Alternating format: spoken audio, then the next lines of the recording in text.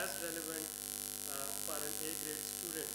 In fact, I recommended it to my eldest son who is doing his A-level in economics. So I gave this book to him and I said that if you want to understand Pakistan's economy and fundamentals of it, this is a Bible, you must read it.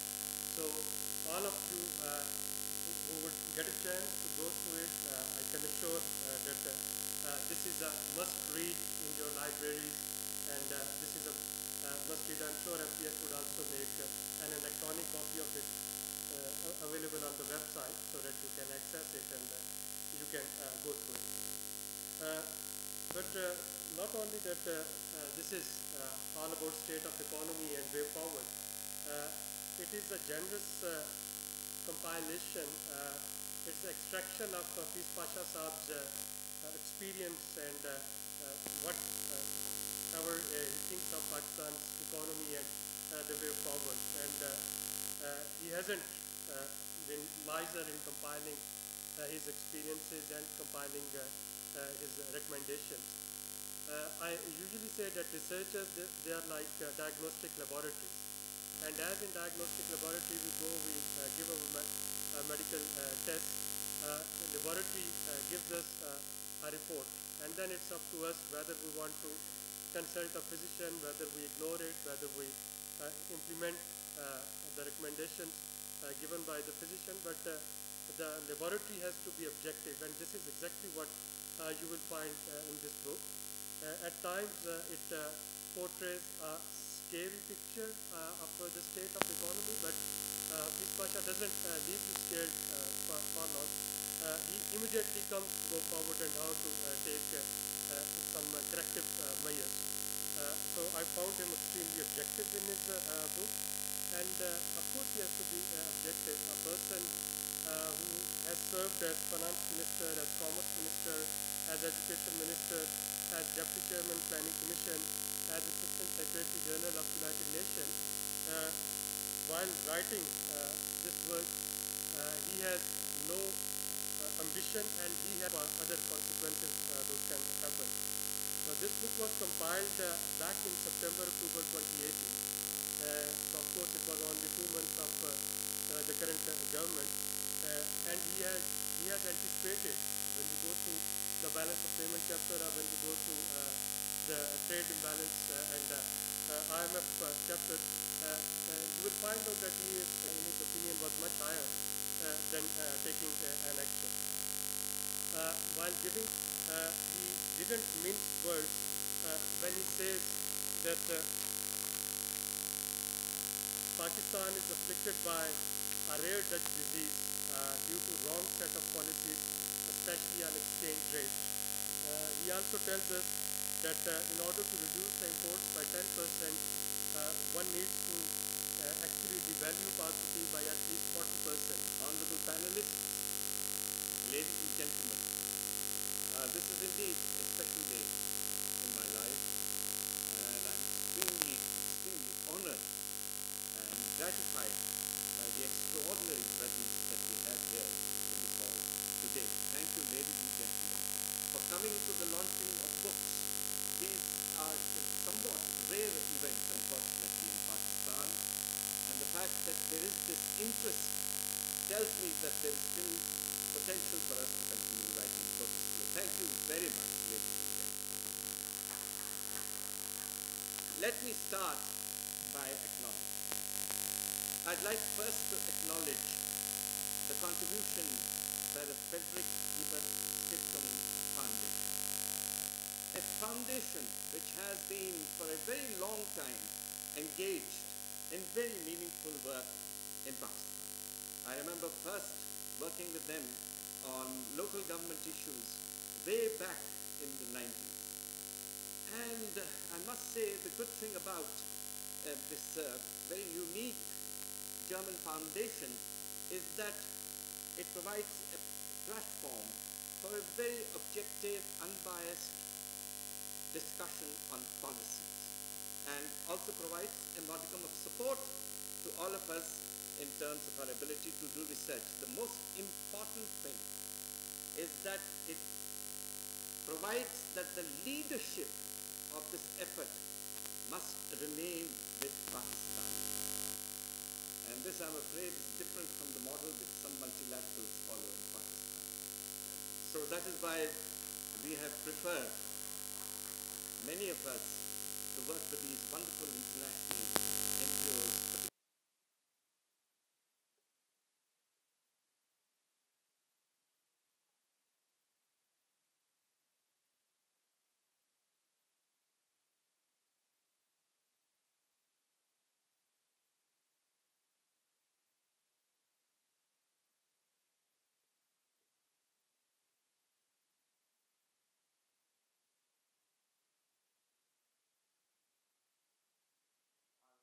Which we all hope in our generation and subsequent generations we can come.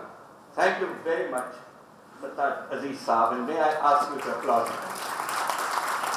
him. The lady is there, so I think she needs a more big round of applause.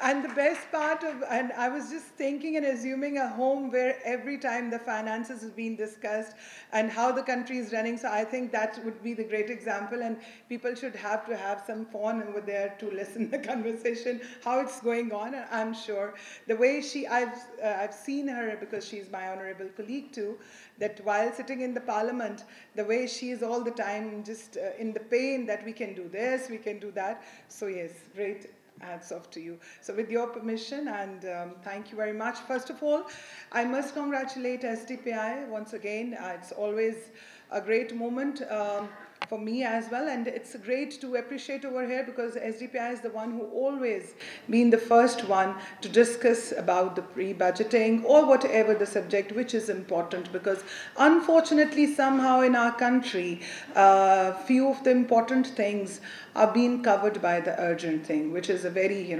somehow it's a very much big dilemma. But talking on the book, I feel myself, because I'm not an economy expert, so many colleagues are sitting on the stage which are very much expert. I must say, Mr. Pasha Saab, it's a great asset which you have given, because I was just going through with the pages, the way, and especially the summary. I must request to everyone, if you can't read the whole book, which we should read, but in case you miss the book, please don't miss the summary, because the way categorically he has divided the things in which they have not only the issues, the solutions are always there, also there. So because in Pakistan, we all love to talk about the issues, but no one wants to give the solutions. So I must say the government as well, and the other people from the economy side, they also look after into it. And because yes, it's a great asset. And as Dr. Abid Sureri said, them or criticizing them for the sake of criticize, I must say is a great opportunity to learn from them and to go forward on them. I don't know, am I allowed, Mr. Moderator, to say a few criticism as well? Although Shandana is a very dear friend, but मैं मजबूर हूँ. So once again, कुछ चीज़ें जो मुझे लगता है कि अपनी अदना सी नॉलेज के मुताबिक कि जो इस टाइम करंटली द सिचुएशन है इकोनॉमी की जो situation we are facing through and the country is going through we all were hoping for the big change and we were expecting big change but right now the current picture is little bit different, or maybe my eyesight is weak, but through my eyesight, which is little bit weak, what I'm just looking around is that the market sentiment. Because right now, I'm not the expert, but I'm the one who's suffering. I mean, like the people behind me as well, the people around with me, which I'm looking around, the sentiment of the market which we are looking is not being addressed properly, which I feel so. The trust deficit, which we've seen that the capability of the market, the capacity, the way they are shaking. So I think that is something is very much important to find out why it's happening. And then, we used to heard that the economy team is coming. So वो जो economy की एक team आ रही थी, उस team को हम सुनते ही रहे, लेकिन अभी तक unfortunately जिस तरह हमने देखा कि उस टीम के अंदर अभी तक कोई चीफ इकोनॉमिस्ट मौजूद नहीं है। फाइनेंस एडवाइज़र की भर्ती अभी भी नहीं है, वो अभी भी फाइनेंस मिनिस्ट्री में जो है वो खाली है। इंडस्ट्री, टेक्सटाइल और कॉमर्स के अंदर जो जिस तरह से उसको डिलीवर होना था वो पॉलिसी भी अनफॉर्चुनेटली अभी तक हम नहीं देख पाए। एक और चीज़ जो बड़ी तकलीफदेह भी लगती है, और I want to put light on that because China is a very dear and good friend of Pakistan, iron brothers. अभी as we have seen that in coming days our fellow colleagues और जो ट्रेजरी बेंचेस से लोग हैं, government जो है वो free trade agreement के लिए जाना जा रही है। So what about, is there some like जो एक्सपर्ट्स हैं उसमें जो नेगोशिएटर्स होते हैं वो कौन हैं, वो क्या है, वो अभी तक हमें तो शायद अभी तक नज़र नहीं आ रहा। सो कुछ सीधा पॉइंट्स जो हैं वो मैं ज़रूर यहाँ पर डिस्कस करना चाह रही थी। And because you know it's really sad that when we have so many people, which we knew that so many people are sitting in the room as well, because I am just a toddler in economy and maybe I don't know much more, but so many people I'm watching here are sitting from the economy. They're very much strong, they're very much relevant, they're very much pertinent, but why people are not on board? Like the current situation in which we can talk about, like, you know, we need to come up with some charter of economy. As the opposition is there, as everyone is there, then why we cannot work on that? Because is it important? Because it's lots of noise, chaos was being made, container and all that, it's been done now. Thanks God, someone who wanted the opportunity, now they got the opportunity. So it's not that I'm doing the comparison of the last 5 years to this 9 months, but still 9 months is big. 9 माह में हम सब जानते हैं एक बहुत बड़ा human change भी आ जाता है. So like, you know, it's I think it's very much important to address. And then today, you know, as today we'll see the inflation rate. तो उस inflation rate के ऊपर अगर हम बात करें तो today it's the highest increased 9%. So it's not a small figure. It's I must say in the 5 years it's the biggest, like now it's the biggest increase. And then again 6 रुपए का जो पेट्रोल बढ़ गया, like किस्तों में हम मौत की गोली, मतलब आई मीन ICU की तरफ लेकर जा रहे हैं. So you know 6 rupees increase, it's just making a huge impact on poverty, on poor.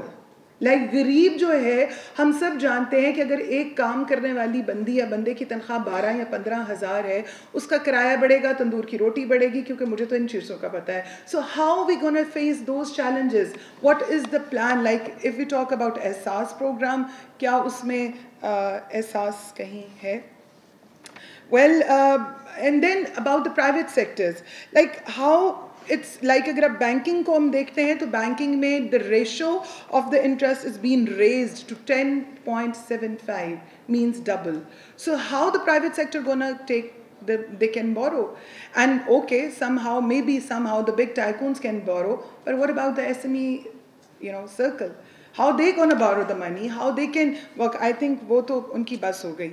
In the end, not like that much end, but I want to say the artificial oxygen दिया जो, क्योंकि हमारी अभी currently जो है बहुत ज़्यादा बीमारी की बात होती है. अभी भी डॉक्टर आबिद सुलेरी ने भी बात की, बीमारी, दवाई, इंजेक्शन, तो मुझे लगा कि एक इंजेक्शन मैं भी डाल दूँ. तो उसमें I just wanted to put light on that अभी जो एक artificial oxygen मास्क जो लगाया गया और ओपन मार्केट में से जो डॉलर को उठाया गया है, या शायद मैं गलत भी हूँ, तो उसका जो फ़ायदा है वो फ़ायदा किसको गया है?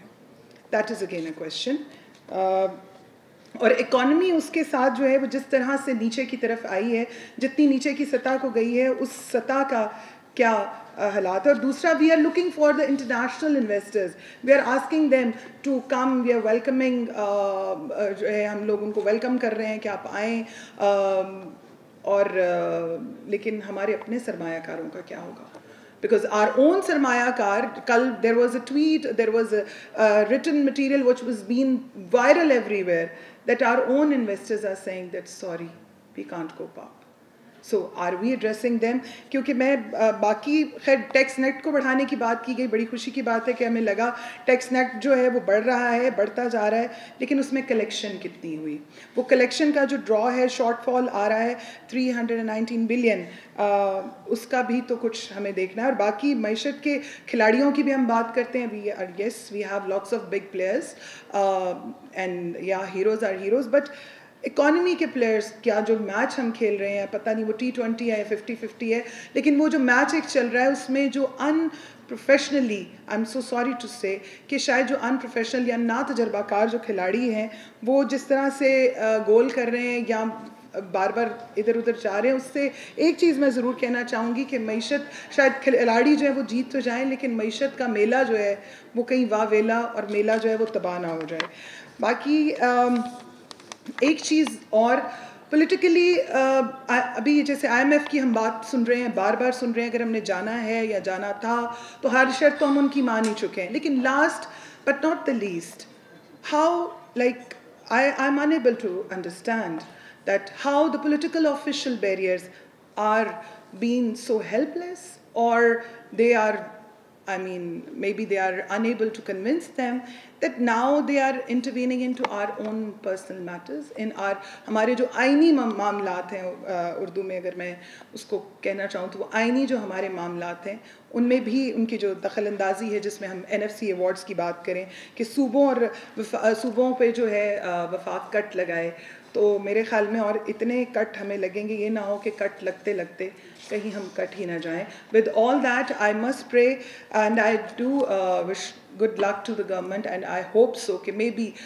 एक दिन कुछ अच्छे खिलाड़ी जो हमारे बहुत सारे हैं उन पे नज़रे करम आए और कुछ तो राहे फ़रार नहीं तो राहे करार कहीं ना कहीं आ जाए। और दूसरा, once again, मेरी अगर कोई बात बुरी लगी हो तो I'm sorry, but what I felt I've said so। opposition का कुछ तो फ़ायदा होना चाहिए ना, दिल की बात आप खुल के कह सकें। and thank you once again and thank you so much Hafeez Pasha साहब, आपकी वजह से आज मुझे इकॉनमी पे बोलने का मौका भी मिला। and I must say today is a great day for me because when I was going through with the summary of this book, it's a great learning for me. Wish you all the good luck. Thank you so very much. Have a blessed day. The book is voluminous, and I was out of the city, out of town, and I saw it this morning on my table. And of course, beyond my capacity to read it in 2 hours that I had in front of me.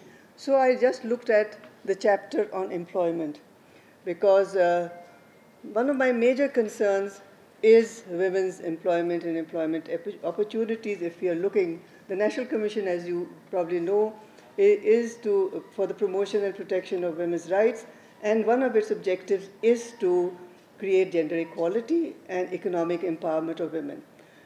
With that in mind, one of my pet subjects is to look at women's employment opportunities, their work, and the kind of work they do, and especially women in the informal sector. Discussion table after that.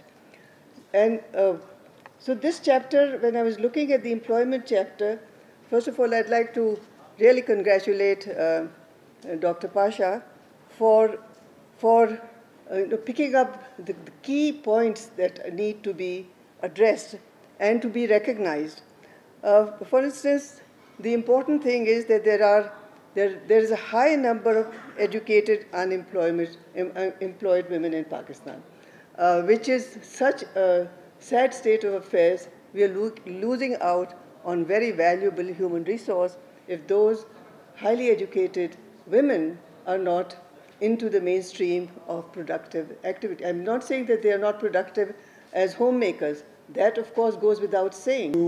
To read Dr. Pasha's works in the past, although economics is not my forte, but I do, understand that his heart,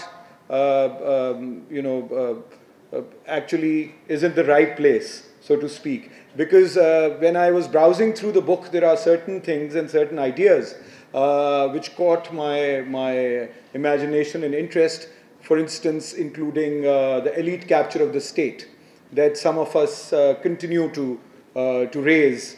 And this elite capture of the state, it actually is very important to reiterate that capture continues.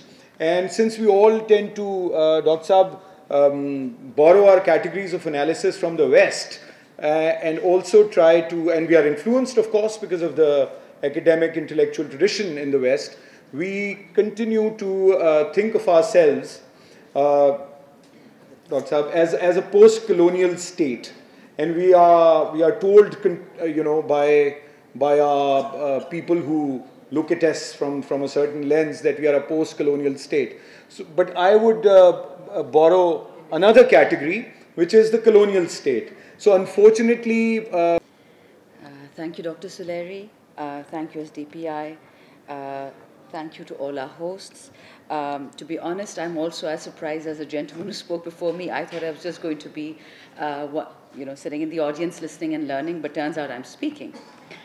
Agenda pamphlet, and I'm happy to say that there are differences in terms of how our government is taking certain initiatives and reforms, but by and large it captures some of our... My friend Rumina here took full advantage of my patience, but I will just say, gee, if we're going to talk about... This is the only thing I would say which is political, and then I'll talk about factual things. If we're going to talk about tax reform and tax bases, this used to be my pet gripe, because I used to, before my current job as an M&A, I used to have a very well-paid job. And I used to pay a lot of taxes, and I used to be very upset, because I used to observe a particular member of parliament wearing a watch worth $4.5 million, and the tax he would pay for the entire year was 500,000 rupees in his first year, and perhaps 3 million rupees in his last year. I paid more tax than that. So it was breaking my heart then. Now I can't say anything, but just to say that leadership is about showing it, not about talking about leadership. Everybody has had a chance to rule this country, and without wishing to infer any mala fide intent, we always presume that people mean their best. When they take actions, economic, trade, we always presume that they meant to do their best. So, and I consistently say this in all these ugly talk shows we do in the evening on TV, that we do not attribute mala fide intent. What we do attribute is fault and perhaps misguidance and misalignment in what are the on-ground realities and what people were planning. So with that, I will move on to the lovely book that Dr. Pasha and the Reform Agenda he's shared with us. What I'd like to do perhaps is to comment on some of the points that he has mentioned and combine it with what we've heard so far. Three of the main issues, I think, which are important, worth listening to. The first one, the 18th Amendment to the Constitution, whereby we have devolved a lot of powers to the provinces. For me, for this particular discussion, and as regards Dr. Pasha's excellent recommendations, three things are important. When you give agriculture, labor, industry to the province, you also tell them how they're supposed to work. And if you don't tell them, you talk to them. You figure out ways how to make agriculture work, how to make industry work. Now, everyone knows this. For the last 12 years, there has been no federal industrial policy, industrial development policy. No problem. As long as somebody's doing the work, you don't need to have a policy for everything. So what happens? You don't have a central industrial policy. You don't have a provincial industrial policy.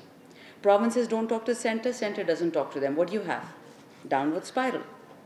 Agriculture and food go to the province, but you have the Ministry of National Food Security and Research in the center. You have Commerce Ministry, us here, we deal with trade, with WTO, with MFN, with agriculture, with SPS and TBT. Nobody's talking to each other. Number three, we talk about labor. Not a single one of Pakistan's labor laws, and I'm ashamed to say this, including my province, the KP, actually includes the definition of men or women, agricultural laborers, as any sort of labor. So you can effectively pay them 5,000 rupees for the back-breaking work they do as agriculture workers and their contribution to the economy and get away with bloody murder. Pardon my French. The other thing which is equally upsetting, and this is again where the 18th Amendment problems come in, you have TEFTA in the province, you have NAVTEC here. Are we prepared for the fourth industrial revolution? Far from it. Are we prepared for the IT revolution? Far from it. Is TEFTA and NAVTEC talking to the Education Ministry, to the Commerce Ministry, to the industry? And this is the problem, ladies and gentlemen. You have a big bowl, a spaghetti bowl of policies, excellent policies, whether they came before us or whether we made them. And no one's talking to each other about these policies. How are you going to implement them? How are you going to get them off the ground? So that's my issue with the 18th Amendment, including what Dr. Khavar mentioned, women's economic empowerment. Ministry of Women's Development is now in the provinces. I have yet in the last months, 8 months that I've been in the Commerce Ministry as Parliamentary Secretary, I have yet to meet anyone from the provinces who will talk to me about women's development and in particular economic development. Because usually we conflate women's rights, that is human rights, to be the same as economic rights. They're not. They're two very different things. By the way, by the way of background, this is not my first time in the Commerce Ministry. I have been the legal advisor to 3 different Commerce Ministers over the last 12 years. I was also legal advisor to Commerce Ministry while I was based in Geneva for 7 years as the missions representative to the WTO, World Trade Organization, on trade and other matters. So I know a little bit about trade. Not about economy, Dr. Sahib, but I know a little bit about trade. And what goes on in this country, what passes in this country for trade, I'm sorry, it's abysmal. Again, not a blame game, but we are, and this again Dr. Pasha has pointed out in this book of his, elite capture. If you need to know the biggest sin Pakistan has committed against its people, rich or poor, irrelevant, it's the elite capture. The SRO culture. Today, my business has a problem, I'll get an SRO from FBR. Your business, my first cousin, my third cousin, my 10th cousin has a problem, I'll get an SRO from FBR. The world doesn't work that way anymore.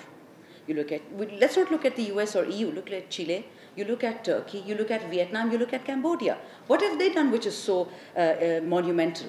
They worked on incremental basis. At least in my ministry, we're trying, because as I said earlier, my previous Commerce Minister was Khurram Dastagir Sahib, and to the extent possible, we have ensured that any of the projects and plans that he was working on, they continue, whether it's e-commerce, whether it's GI legislation. We don't believe in breaking the mold if there is no need to. Thirdly, there's a couple of really dangerous trends that are happening right now. And perhaps I'll take it to a human rights element just for the moment, because we're talking about inequality here. That's the title of the book. Plenty of you are sitting here. If you can afford to be here, I'm sure you have domestic staff at home.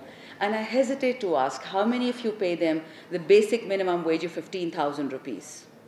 I dare not even ask my closest friends, because I know people don't pay. What they say is, we feed them, we clothe them, we give them free housing.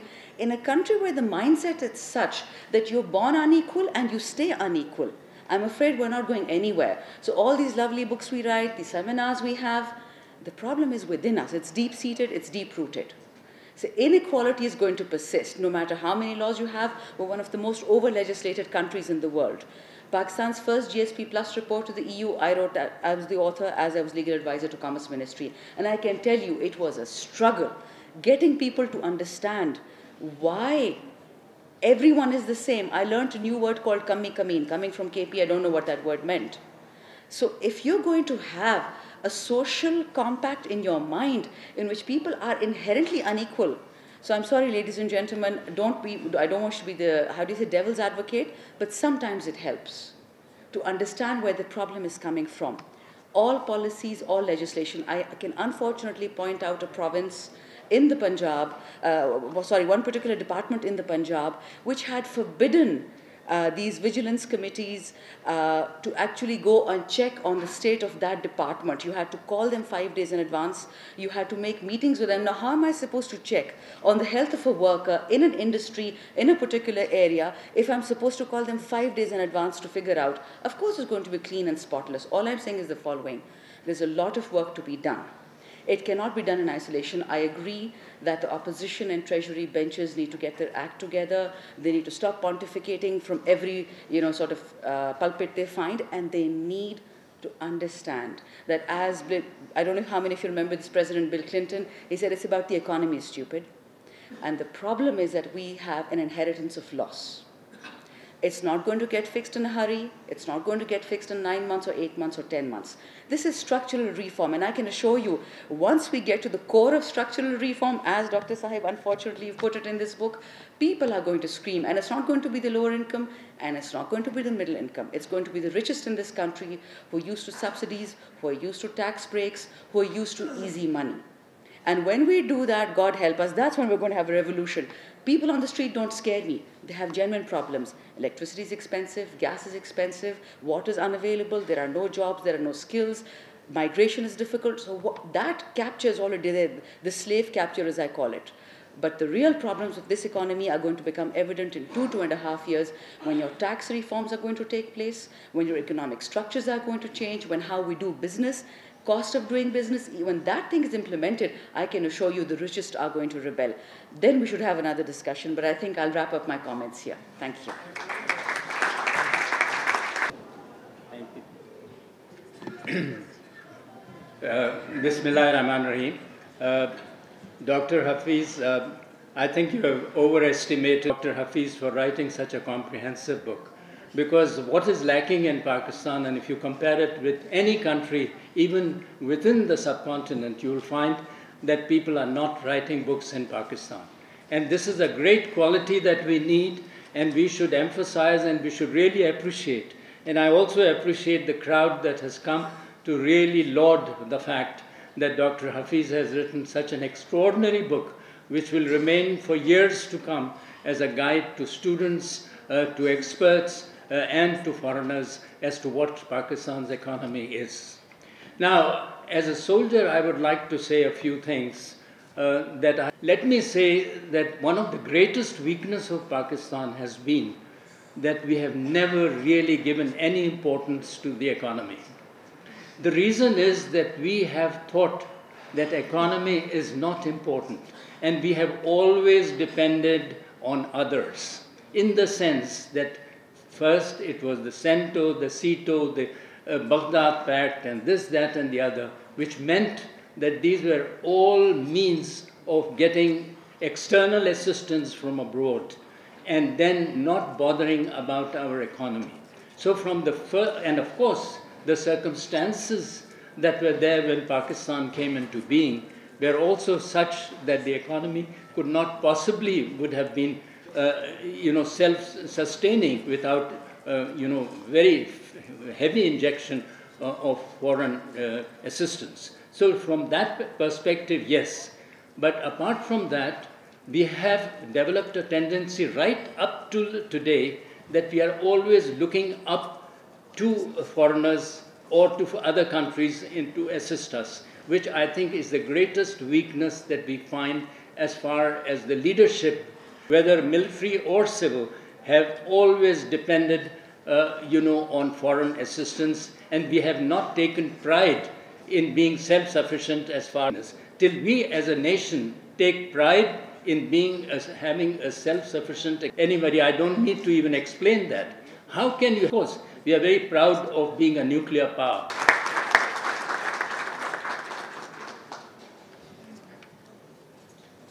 In complimenting Hafiz Pasha for writing such a comprehensive report and such a useful reform agenda. As you heard initially, the reform agenda covers 10 major topics, and each one of them is not only the solution, these problems, but also the solution. As he said in his remarks, I had the opportunity and the privilege to present 5 budgets in the 90s to the National Assembly, and in 3 of them I had the support and advice of Hafiz Pasha. The very first budget, 91, all our direct taxes are coming from those withholding taxes, and the taxpayers are saved the burden of filing returns. The rates have been increased, unfortunately, without logic, but that one single idea is giving us today 70% of all direct taxes. And similarly, at that time, 91, 93 were a very major period of reforms. We had the highest growth rate of 7.7% in 91, 92, and he had a great deal of contribution in preparing and finalizing that reform agenda. So Asad Umar and his team is very lucky that they have this major reform agenda before them. In addition, the World Bank's report at Pakistan at 100 also provides a longer-term policy perspective to some of these policy options. So let's hope they'll have the time to choose from it. The starting point, of course, of any such exercise, how to choose your priorities, depends, first of all, on a very objective assessment of the situation as you face, and then agreeing on the minimum objectives and their relative priority. As all economic policy makers know, you cannot achieve all the objectives at the same time. You have to choose the best combination, which the economists prefer to call optimization, and therefore you come up with the right solution. So when you come to the first item, the objective assessment, I'm a bit baffled by the wide-ranging gaps in perspective. On the one hand, we of course have optimistic assessments by the government that the decisions we have made is going to stabilize the economy, this will be followed by growth and other things. But the independent economist as well as Dr. Hafiz Pasha present a very different picture. And the most important of those is whether the decisions that have already been made will help to stabilize the economy and stimulate growth, or will have the opposite effect. So it's not just the question of what is the situation, but what we are doing today, will that achieve the problem? Hafiz Pasha had written an article, I think in February, called the looming stagflation. And stagflation, as you know, means low growth and high inflation. In the last 5 years, we have had, of course, high growth and low inflation, and now we are facing the prospect of stagnation. And why that will happen? Because the 5 decisions that have already been made are slowing down the economy. Big cut in development spending, steep devaluation, hike in interest rates, and escalation in gas and electricity prices. These things obviously have sharp slowdown in the economy. There is, for example, for the first time, 2% decline in manufacturing in the first 6 months, which is unusual. Normally, you don't have that. That also because of the cut in development spending, there is a slowdown in the construction activity, and therefore corresponding slowdown in the transport and trade sectors. Agriculture prospects also do not look very promising, and therefore the growth forecast has come down to something like 3% or 3.5%. The export growth which we expected because of the devaluation, in fact, is very marginal. So if you add up all these things, and in the meanwhile, the revenue shortfall is also 317 billion in the first 9 months. And if this happens, you may have a budget deficit of 7%. So this is not a very good picture on which to build a budget. Therefore, the prediction that Dr. Hafiz Pasha made in that article was that the IMF agreement could accelerate stagflation rather than stabilize. And as we know from our own experience, the orthodox prescription of IMF that once you stabilize, growth will follow does not always happen. It depends on the combination of policies that you follow, and that is the main focus of my presentation today. How do we present a budget that will not allow the stagflation to continue and will reverse the cycle? In my view, the most important objective today should be to maintain the growth momentum. As some of you remember, in about 7-8 years, for the first 50 years, Pakistan had a average growth rate of more than 5%, and we were ahead of many countries, despite the dips in the 70s. But then, after 2006, the last 2 years of Musharraf and the PP government, the growth rate slowed down to an average of 3%. And that is disastrous because with the population growth rate of 2.4, that hardly any per capita increase, that increases poverty, unemployment, and everything else. So in the last 5 years, the most positive thing that happened was that the growth accelerated to 4.5 in the first 3 years, 5.2 in the 4th year, and 5.8 in the last year. And of course, that momentum was the most important thing, because if we fall back to 3% now, and that momentum is only 2-3 years, then all the structural problems that we face would not be achieved. So is it possible in this situation to accelerate growth rate, and how do we do that?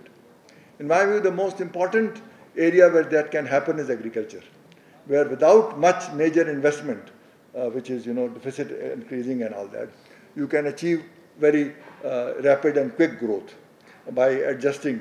If some of you would recall, in the 80s we had a growth rate of 5.4% in agriculture, in the 90s 4.4%. So the average of over 5% growth rate was one of the highest in the developing world. which actually saved us during the sanctions and everything else that was happening at that time. And that was primarily because the additional water availability from the two dams was accompanied by pro-agriculture policies, which means the terms of trade of agriculture, the prices which farmers receive versus the prices that the farmers pay. In the last 10 years, the agriculture growth rate has slowed down to 2.2%. With that growth rate, you cannot revive your industry, you cannot stabilize inflation, you cannot solve your employment problem. So the key priority of the budget should be how to accelerate the growth rate to over 3.5 at least, if not 4. That will give us the growth as well as control inflation, as well as give us more exports. So it covers many dimensions. And without requiring, within the agriculture sector, we need to give higher priority to cotton. It's a disaster that as far ago in 91-92, we had achieved a cotton production of 12.8 million bales, and after that, after the first 40 years, major jump, for the last 20 years, we are stabilizing between 11 and 13, and we are not doing it. The culprit, of course, is the sugarcane policy. And unless we correct that, and of course, seed and many other things. And in fact, last year, I did a report on this subject for the cabinet in January 2018, a copy of which was sent to Razak Dawood. It is a multi-dimensional but very doable things. So if we can, the purpose of that report is that our cotton target for the next 10 years should be 25 million bales and producing area and yields, and it's a doable thing, and so that doesn't require that much capital, it requires policy adjustments. So that's what I'm referring to, things which are required. Then there is a need for corresponding priority to the water sector. Dams will take a long time, but if we just use the water that we have properly, we can increase our crop yields much more. I think most of you will recall that out of 140 million acre feet of water that we divert from the rivers, we use only 100 plus. 45 million acre feet of water does not reach the farms. So our national water policies that are approved in April 2018 has a target of saving at least 1/3 of that, 15 million acre feet, which is equal to 2 Bhasha dams, if we can achieve the right kind of policies, incentives, drip irrigation, sprinkler irrigation, land leveling, etc., etc. So very low cost opportunities are available for the water sector. And I hope the national water policy has many other areas, and if the National Water Council were to meet regularly to encourage the provinces to come up their master plans, I'm sure you can achieve very rapid growth from the investment that we have, because the target of at least 10% of PSDP, we provided in the PSDP this year 80 billion, and that should be prevented from cuts, because the payoff of water sector projects is only 2-3 years, you can get your returns. So after agriculture and water, the third priority, I think, obviously will be the export sector. Chapter 20, para 4 of Hafiz Pasha's report contains many specific recommendations of how to revive the export, zero-based load shedding, quality cotton, which I already mentioned, rebate to be paid upfront by the banks, and similarly compensation for higher energy prices, plus improving our phytosanitary systems to allow our agriculture export. So many important things are this. Similarly, to revive our industry, we have to give much higher priority to the CPEC in special industrial zones, limited progress so far, which will jumpstart. There are no magic solutions to many of our problems, but there are things which can give us, despite the austerity, fiscal austerity can give us better results. For example, power sector losses of SOEs, and reviving investment in export sectors. So I hope that these are some of the priorities which I find in Hafiz Pasha's report, which I thought I would mention. I think before concluding, let me draw attention to the paramount importance of economic objectives in relation to what you call political objectives or political point scoring. If we continue to sacrifice vital economic objectives for any political point scoring, then we are not going to achieve either of them. Let me quote Fitch solution report of 4th January. Political confrontation is brewing and seems to run the risk of bogging down the wheels of policy making in a political stalemate. Then he says ruling party overextended in ruinous confrontation, which is further depressing the economy. Now, if a political agenda sort of overwhelms the economic priorities and therefore slows down economic revival, then the political agenda would not be achieved because high prices and low growth will not allow you to reap any benefits. The real test in the next election will be the economic situation, and therefore that should be. So I hope that in at least 4 major areas, in the last 5 years, if apart from load shedding and insurgency, we were able to double the growth rate from 3 to almost 5.8. Taxation was doubled from 2,000 billion to 4,000 billion. Inflation was halved from 8.9 to something like 4. And development spending from 350 to 850 more than doubled. I hope in the next 5 years you can achieve this level of doubling or reducing, then we will say we have succeeded. So I wish you all the luck in achieving these objectives. Thank you.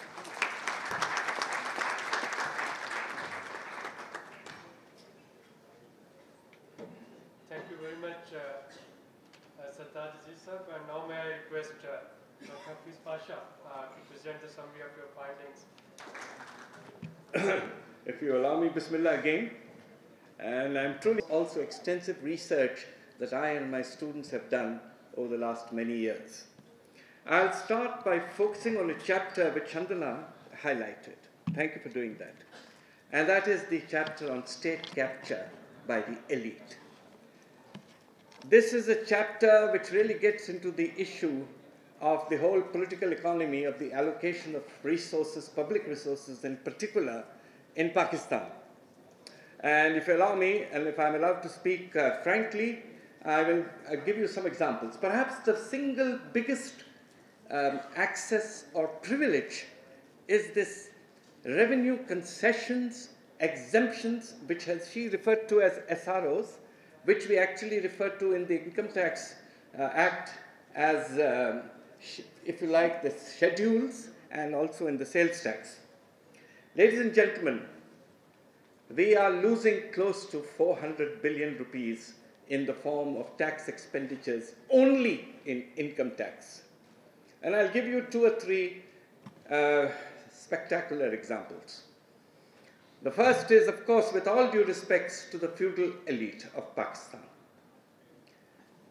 You will be surprised that even the agricultural census admitted that only 1% of the farmers of Pakistan still own 22% of the land. And 50% of the small farmers own only 11% of the land.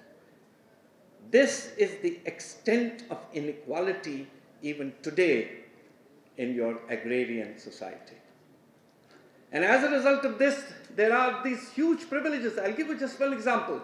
The Honorable former Finance Minister Sartaj Aziz Saab has mentioned the water issue. Now look at the pricing of water in Pakistan. We are charging fee acre of water, so-called the Abiyana. The Abiyana rate over 2 seasons in Punjab is 135 rupees per acre. ये भी क्यों लेते हैं ज़हमत करने की?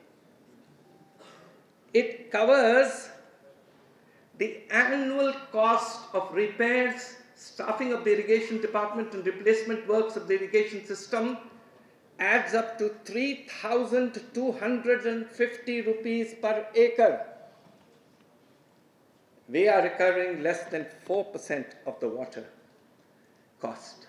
And this is leading to extremely low water efficiency in use In fact, Pakistan is the second lowest in the world in terms of water efficiency. I won't tell you which is the lowest. This is one dramatic example of the privileges. The other is the agricultural income tax. Now, following the very liberal personal income tax regime that our finance minister has continued, which was initially given by the Muslim League government, even with an exemption limit of 1.2 million rupees per annum to simply agricultural income, as a scheduler income, not as a comprehensive income, we give this full exemption. Even with this very high exemption, the total revenue ought to be 33 billion rupees. And ladies and gentlemen, do you know how much we currently are getting? With great difficulty, 2 billion rupees. These are the privileges. Let me turn to the, if I may honorably submit, General, the sacred cow. And since you allowed me this privilege, why should defense authorities be the largest real estate developer in this country? I ask you. This is not linked to defense. Why must cantonment areas be used for upper income housing? Certainly, if the defense has chosen to build low-cost housing for our soldiers, we would have welcomed it.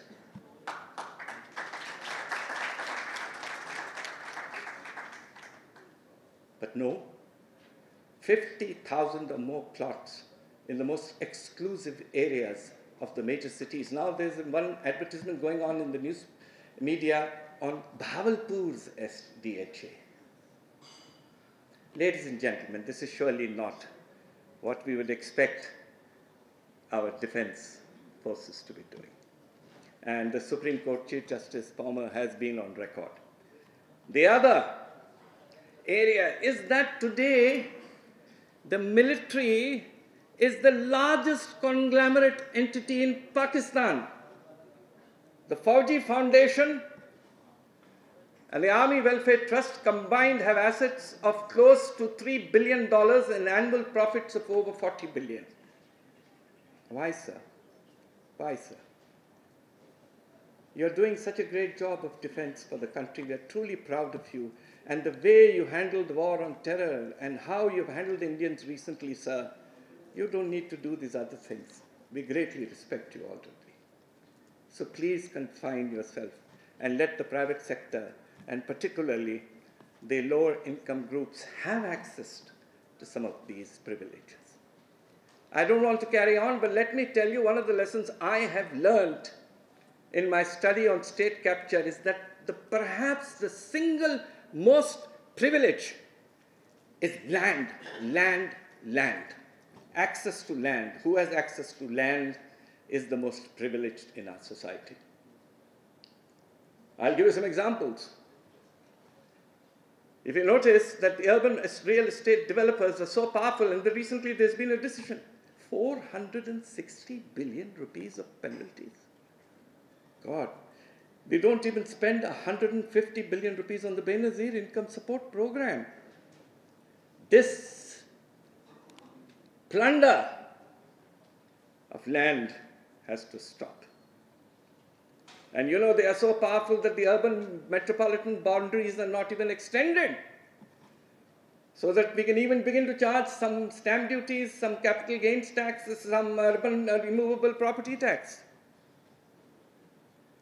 So the state capture of the elite is a difficult chapter that I had to write, ladies and gentlemen. I wrote it.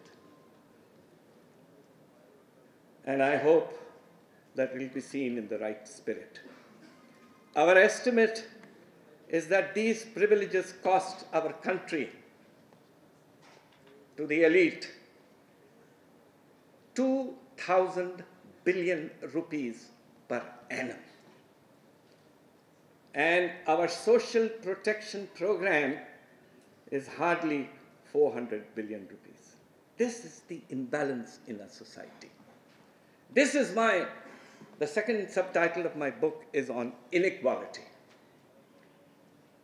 And therefore, now that we are discussing the budget, let me speak now very quickly on how issues of inequality have dramatically worsened the progressivity of our tax system, and how can this progressivity be restored, hopefully through tax reform by a government of the kind that we see today, which talks of tabdili. The real tabdili is a change in the power structure, as Chandana highlighted. First, have the courage to look at all the tax concessions that have been granted. In India, there is a statement which always accompanies the budget documents, and that is the statement of the revenue foregone due to exemptions, concessions, and reliefs. A full quantification is done of this. And the book contains an estimate for 2017-18. It is close to about 850 billion rupees. Clean up this act. Simplify the tax system. I'll give you one example. Why must we continue to have tax expenditures on so many heads which are completely unnecessary? I'll give you one example, if you don't mind, General. Why must we have sales tax exemption in cantonment areas? Why? Because everybody else is shopping there. Recently in Lahore, a wonderful shop has been built with a cantonment store. It's not limited only to defense personnel. It's open. And it affects the profitability of the private sector. This is a privilege.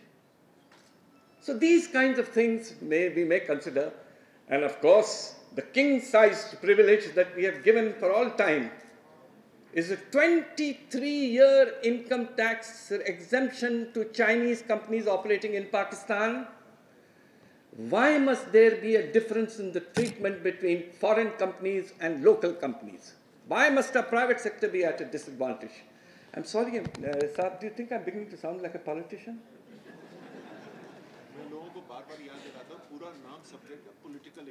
Okay, thank you, thank you. So, tax expenditures, first thing, please, Asad, look at. And you've asked the World Bank to do it. We Pakistanis can do it for you. Second, Sattat Saab mentioned that we came up with this new creature called advanced taxes. They were not fixed, they were advanced at that time. 3 only we brought in. Unearned capital income on bank deposits, on dividends, and on interest income. And of course, the dividends, along with the profits we brought in, a very simple, unearned advanced income tax. Sir, ever since then, over the last something like 25 years, we have moved from 3 such withholding taxes now to 64 such taxes. 64 schedules, and I may be wrong, maybe the number now is in the 70s. Why? Because FBR found this a very useful way of sitting back and enjoying themselves while the withholding tax agents all over Pakistan were collecting taxes on their behalf. So there really is no main FBR anymore. As the Honorable former Finance Minister said, 68% of the income tax revenues are by withholding agents. Now look at how far this has gone. Asad, please see this. Out of these 64 levies, and one of these days, if you forgive me and the ladies are kind to me, we may even decide to have a withholding tax on public toilets. As you enter public toilets, please pay a withholding tax. Because on everything else we've done it. There's nothing left which is not subject to withholding taxes. Out of these 64 minimum withholding levies, there are 23 only at the very maximum, which account for 97% of the revenues from withholding taxes. Clean it up. Even the 23 you might bring down to 20 and just get rid of all these irritants which actually create problems in terms of ease of doing business and so on and so forth. You lose 3% of revenues. but you will please thousands and millions of people. So that's the second agenda. Reform. Person who is considered to be one of the fathers of the original regime now is saying, please, we have had too many children coming out of this. Let's now reduce the number of family size and clean it up. The third major item, I find some reluctance, and this is again a reflection of the state capture by the elite. Why does this country not believe in taxing capital gains effectively? That is an unknown form of income. In fact, in the recent move, the advanced capital gains tax on shares was withdrawn by the finance minister, even though it was point something. We have to have a capital gains tax regime in this country, particularly on property, because property investment has tended to drive out productive investments in industry. And I would suggest that instead of the holding period being 2 years or 3 years, and after that there is exemption on capital gains, we move to a real capital gains tax, which is tax on real capital gains, adjusted for inflation. So it's not unfair, but irrespective of the holding period. And you may start initially, at least in some cities, with these updated values of properties on which I must say FPR has done a very good job. And I hope that the DC values will reflect that shortly. Let me turn to some innovative reforms which have been introduced in some other countries. And maybe we can learn from the experience of other countries. First, Turkey, a model for us. Turkey has a very well-developed inheritance tax. Why can Pakistan, which is also another Islamic country, so there is no Islamic complication unless, of course, Turkey will have seen to that.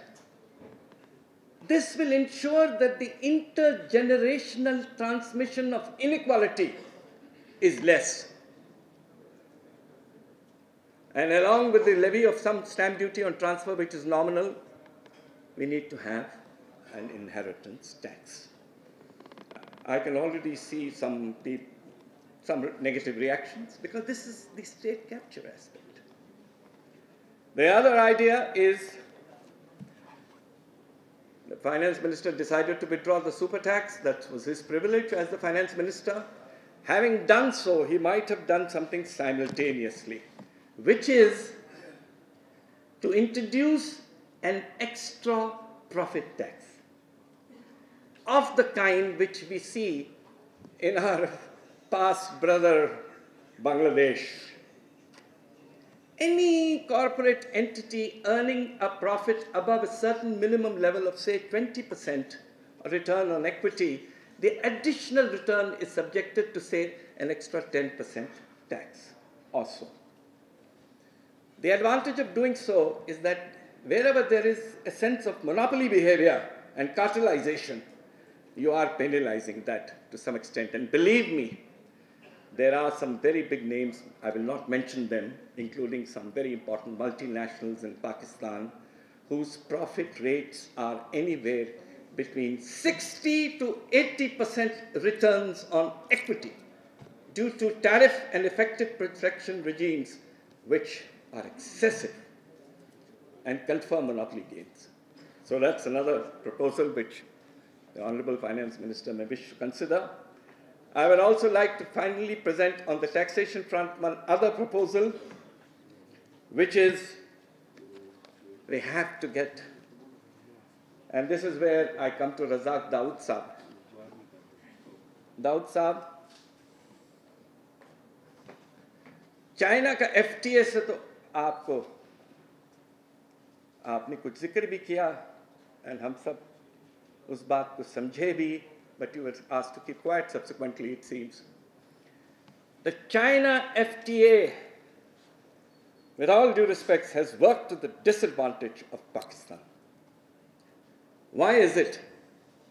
that China exports 7 times as much as we export to China?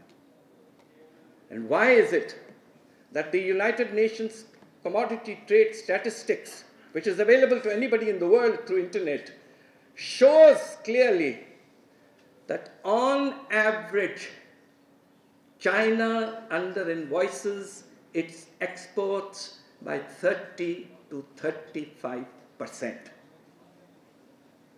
Do you have the courage, Commerce Minister, to highlight this? Under-invoicing. You now started a new system. You didn't need it. You go to the UN Comtrade and just ask this question. Export from China to Pakistan, what's the value? And then ask the question, import to Pakistan from China, what is the value? The figures are very different. And this data is available at the 8-digit level of the harmonized code. Use it. And for God's sake, go back to a minimum international trade price regime. Give our industry a chance to survive. They have really been through a horrible time, not only facing up to the incredible efficiency both in production and marketing of China, but more importantly through this under-invoicing regime. Let's compete on fair terms. And why is it that Pakistan has not been given the same quid pro quo as China has given to East Asian countries like Vietnam and so on? Why hasn't it given us the same quid pro quo treatment, and why have you not been able to negotiate a better deal with the Chinese? Forgive me, Razak, because we are friends for a long time. Ladies and gentlemen, I can go on and on.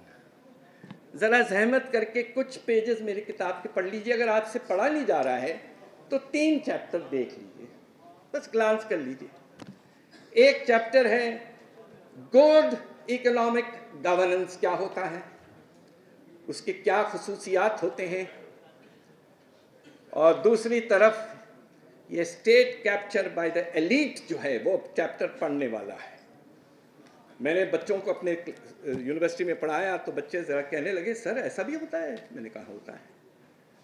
और आखिर में ज़हमत इस बात पे कीजिए कि वो जो 10 पॉइंट रिफॉर्म एजेंडा है उसी भी देखने की ज़हमत कर लें आप, और एक थोड़ा सा मोमेंटम बिल्डअप करें, जिसके तहत मेरी आखिरी सेंटेंस किताब की यह है कि अल्लाह चाहे तो ये मुल्क भी तरक्की करे और इस मुल्क के अवाम भी तरक्की करे. आपका बहुत बहुत शुक्रिया.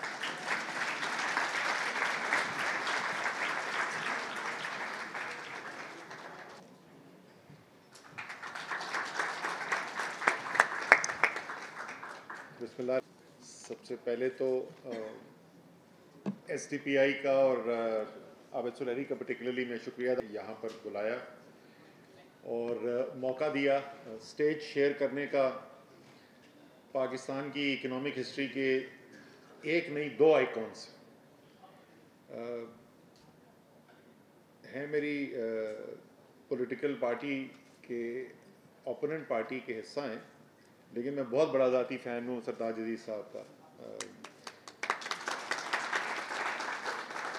2013 में मैंने बड़ी एक at a personal level campaign चलाई थी. सदर नए मुंतखब होने थे पाकिस्तान के. I thought nobody could make a better president than Sartaj Aziz साहब. So great honour to be here with him जी. एंड अब मैं बहुत सारे लोगों को नाराज़ करने वाला हूँ, लेकिन वो मैं अक्सर करता रहता हूँ, तो 6-8 और हो जाएंगे तो कोई बात नहीं. The man who in my books, और मैं बार बार ये बोलता हूँ, मैं वज़ीर आज़म को 3-4 दफ़ा बोल चुका हूँ, the number 1 economist of Pakistan of his generation, Hafiz Pasha Sahab. It's a real honor to be here. Pasha साहब को नहीं, सरताज अजीज़ साहब जिक्र कर रहे थे कि 1952 की कोई कमेटी बनी हुई थी, revenue generation. It's very interesting. So the first time I met doctor Pasha was general Musharraf economic revival task force की सब कमिटीज़ बनी. रेवेन्यू जनरेशन कमेटी के को चेयर्स थे डॉक्टर आयशा गौस पाशा एंड असद उमर. एक फाइनेंस मिनिस्टर पंजाब बन गए ही, दूसरे फाइनेंस मिनिस्टर पाकिस्तान बन गए. उन्होंने कहा आपको जितने अच्छे आइडियाज़ थे ना आप इम्प्लीमेंट कर लें. so that reminded me of that. Doctor Pasha ने जो बातें की हैं मैं उनके बिल्कुल मैं नोट भी ले रहा था, मैं अभी उन पर कमेंट भी करूँगा। But what is critical Pakistan के लिए कि हम कोई जो सबसे इसका जो if I go one step back वो ये है कि हमारे मुल्क में जो मईशत के फैसले हैं they should be informed by sound economic theory and even more importantly empirical research. Theory फिर भी मिल जाती है, पाकिस्तान में एम्पेरिकल रिसर्च जो है मिलना इंडिजिनस वो बहुत ही मुश्किल चीज़ है। और यहाँ पे मुझे भी नज़र भी आया था, शायद वर्ल्ड बैंक के लोग बैठे हुए, बड़ी अच्छी दुनिया की वो बेहतरीन हमें थियरीज ला के देते हैं, लेकिन कोई सब्स्टिट्यूट नहीं है रिसर्च ऑन द ग्राउंड का। और डॉक्टर हफीज़ पाशा की बात जो जिसकी वजह से मैं इनकी बात और ज़्यादा सुनता हूँ कि वो consistent research grass root Pakistan की इकोनॉमी पे जो ये करवा रहे हैं, it's a huge contribution, it's बहुत बहुत बड़ा ज़ख़ीरा है वो जो जमा होता जा रहा है। एंड होप इज़ कि जैसे हम आगे जाके फ़ैसले करते हैं तो वो इस रिसर्च से मुस्तफ़ीद होगी और इस रिसर्च की बुनियाद पे होगी, ना कि ये फ़ैसले जो हैं इस बुनियाद पे किए जाएं कि उस वक़्त के जो भी वज़ीर आज़म है या वज़ीर ख़ज़ाना है उनकी अपनी ज़ाती ख्वाहिशात क्या हैं। So particularly appreciative of the work that is done. जो बातें सिफारिशात स्पेसिफिकली आपने की, the state capture of the elite, ये तो मेरे ख्याल में कोई भी पाकिस्तान का पढ़ा लिखा इंसान जो है इससे आर्ग्यू करेगा ही नहीं। किसी ने भी पाकिस्तान की इकॉनमी देखी भी हो, सेंट्रल इशू पाकिस्तान की इकॉनमी का एलीट कैप्चर है। डॉक्टर इशरत ने बहुत अर्सा पहले किताब लिखी थी इसी चीज़ के ऊपर, लेकिन ये इकोनॉमिक्स की किताब और एनालिसिस से हल होने वाला मसला नहीं है, ये पॉलिटिकल चॉइसेस हैं। और over the years the balance of power in the elite has also shifted marginally, but इस बुनियादी नुक्ते में कोई फ़र्क नहीं आया है कि पाकिस्तान की इकॉनमी पे और इकोनॉमिक डिसीजन मेकिंग पे यकीनन एलीट का कैप्चर रहा है। मैं आपको एज इनकम्बेंट फाइनेंस मिनिस्टर ये बता सकता हूँ आपको कि you can feel the heat, the power of the elite. जिस वक्त आप फैसला करने जाते हैं, कैसे 11 बजे 12 बजे आप ECC में फ़ैसला करें और शाम को प्रोग्राम चलने शुरू होते हैं एंड यू नो कि ये किस लॉबी से ये अब प्रोग्राम चलवाए गए हैं। They are well represented in the parliament of Pakistan, they very influential in the media, in many cases are media owners themselves, in the civil and military bureaucracy of the country. So ये बड़ा एक central challenge है पाकिस्तान की सियासत का। and theory इसमें ये कहती है कि जैसे political process uninterrupted चलता चला जाएगा तो gradually that hold over power of the elite will get dented if not broken, because कभी कभी मैं सोचते हुए मुझे फिर ख्याल आता है, मैं अमेरिका की तरफ देखता हूँ, जैसा elite capture वहाँ पे है तो और बहुत कम दुनिया की डेमोक्रेसीज में होगा। Let's hope Pakistan travels a different path and we become a society or a political system जहाँ पर इन्फ्लुएंस जो है वो एलीट का कम से कम मिटिगेट किया जा सके, अगर ख़त्म ना किया जा सके। जो स्पेसिफिकली बजटरी रिकमेंडेशंस डॉक्टर साहब आप कह रहे थे, इसमें से मुझे खुशी ये है कि इसमें से कोई भी एक ऐसी चीज़ नहीं है जो सुकत एजेंडा पे नहीं है। Every single one of these things. Statement of revenue foregone specifically has been discussed कि कम से कम ये तो हमें करना ही चाहिए कि साथ बजट के स्टेटमेंट रिलीज़ हो कि खर्चा कितना हम बर्दाश्त कर रहे हैं अच्छे अच्छे कामों का। मैं इसमें पर्सनली ज़्यादा तौर पर डॉक्टर साहब समझता हूँ, मैं आपके साथ बैठ के और ज़्यादा तफसील में भी देख लूँगा कि इसमें बहुत सारा ऐसा है जो एक्चुअली एलीट के एडवांटेज के लिए नहीं है, वो आवाम, for example the power system, बिजली की, वो जो भी आप टैक्स लगाएंगे वो पास ऑन हो जाएगा, लेकिन उसके अंदर फिर भी ऐसी चीज़ें अभी भी मौजूद हैं जिसको रिविजिट करने की ज़रूरत है और उनको एलिमिनेट करने की ज़रूरत है। विद होल्डिंग टैक्सेस बिल्कुल 100% आप दुरुस्त कह रहे हैं, जाल बढ़ता चला गया है और उसकी वजह से कम जो आसान वाले फैसले हैं वो उनको तो एलिमिनेट किया जाए ना, कि जिसके कोई हार्डली कोई रेवेन्यू इम्प्लीकेशन है। तो ये बिल्कुल this is on the list इंशाल्लाह ताला। अगर आपके ये 41 नहीं तो इस 41 में से कई जो हैं वो इंशाल्लाह ताला इसके अंदर हम ख़त्म कर देंगे। Capital gains tax particularly property पे 100% मैं एग्री करता हूँ कि पाकिस्तान की इस वक्त जो एसेट मार्केट्स हैं उसके अंदर एक डिसइक्विलिब्रियम क्रिएट हुआ है. हमारी जो कैपिटल स्टॉक मार्केट है उस मार्केट के अंदर जो सिस्टम है डॉक्यूमेंटेशन का, KYC भी है वहाँ पर, इंस्टेंट डिस्क्लोजर है, कोई पॉसिबिलिटी नहीं है of not recording the right transaction price and so on so fourth. Capital gains भी है, वेरी वेल डॉक्यूमेंटेड है, कलेक्शन सिस्टम भी अच्छा है. एंड प्रॉपर्टी मार्केट जहाँ ना ट्रांजैक्शन का पता चलता है, ना कोई डिस्क्लोजर है, ना टैक्स सिस्टम प्रॉपरली स्ट्रक्चर्ड है. So clearly this has to be one of the central areas of reform, but this is also an area which is difficult to fix. So I will be reaching out to you specifically in this particular area with help. We have had our discussions. I also agree with you कि ये arbitrary जो sunset clauses हैं कि 3 साल तक होगा और 5 साल तक होगा, they actually make no sense. The counter argument is what you just said, and the real basis के ऊपर अगर CGT calculate किया जाए, so that could be the solution for that. Inheritance tax, मैं wealth tax से बहुत बड़ा हामी हूँ. जो पाकिस्तान की और दुनिया की इस वक्त जो नई मईशत है, उस नई मईशत के फंडामेंटल जो भी उसके ड्राइविंग फोर्सेस हों, उसका नतीजा ये निकला है कि पाकिस्तान दुनिया के अंदर, सिर्फ पाकिस्तान के अंदर नहीं, दुनिया के अंदर एक बहुत छोटा हिस्सा आबादी का ऑलमोस्ट तमाम वेल्थ दुनिया की ओन करता है. तो बिल्कुल ज़रूर आपने टैक्स दिया होगा, अपनी इनकम के ऊपर भी टैक्स दिया होगा और आपने कंजम्पशन के ऊपर भी टैक्स दिया होगा, बट उसके बाद अगर आपके पास रेजिडुअल वेल्थ एक सर्टेन लेवल से ज़्यादा है, तो मेरे ख्याल में आपको एक ऑब्लिगेशन है सोसाइटी को कि आप उसका भी एक हिस्सा टैक्स के अंदर दें. पाकिस्तान के अंदर जो प्रॉब्लम इस वक्त आया हुआ है वो है वही कि movable property and immovable property, only movable can be tax by the federal government, और उसके अंदर जो सबसे बड़ा चंक है वो बैंकिंग सिस्टम के डिपॉजिट्स हैं, where it is counterproductive. तो वहाँ पे तो जो विदहोल्डिंग टैक्स लगा हुआ था फाइलर्स के लिए हमने ख़त्म कर दिया. मैं पहले ये ऐलान कर चुका हूँ कि वो हम नॉन फाइलर्स के लिए भी ख़त्म कर देंगे बैंकिंग सिस्टम से. हमारे cash to deposit ratios have jumped since we have introduced that tax, जिसके larger economic consequences are far worse than the 20-30 billion of tax that you're collecting. So it's an area where we can debate ये federation की तरफ से होना, federal होना चाहिए, provincial होना चाहिए, बट आई स्ट्रांगली बिलीव कि अगर असद उमर ने अपनी पैसा बनाया, एक लेजिटिमेट तरीके से पैसा बनाया, उसके ऊपर इनकम टैक्स भी दिया, वो सब कुछ करने के बाद if in the end he is holding residual wealth above a certain limit, I think it should be subject to tax, and I also support the inheritance tax for the same reason. अच्छा, ये कमाल की बात करते हैं, वो मुझे वो लोग बोलते हैं ये तो ये क्या मतलब हुआ कि आप उसके पास जो पैसा बचेगा, जायदाद बचेगी, तो बिल्कुल ही गलत तरीका है. और वो बड़े जो साहब मुझसे ये आर्ग्यू कर रहे थे, वो उससे पहले मुझे उन्होंने 10 मिनट का ब्रेक लिया था कि मैं ज़रा मगरिब पढ़ रहा हूँ, तो मैंने उनसे पूछा कि यार मुझे ये बता दें ज़कात क्या है. अगर wealth tax is such a bad idea, what is ज़कात? So I think we need to really have a debate on this issue कि ये एसेट्स के ऊपर इस माशरे के अंदर टैक्स लिया जाएगा या नहीं लिया जाएगा. विंडफॉल गेन्स टैक्स, मैं बहुत अरसे से इसको आर्ग्यू कर रहा हूँ. We can argue about how specifically to apply it, but I know from my industry, complete exogenous shock laga, और certain companies को windfall gain हुआ tens of billions का. An income like that should definitely be subject to taxation, additional taxation. एक certain threshold के beyond जो है वो भी that is also an argument.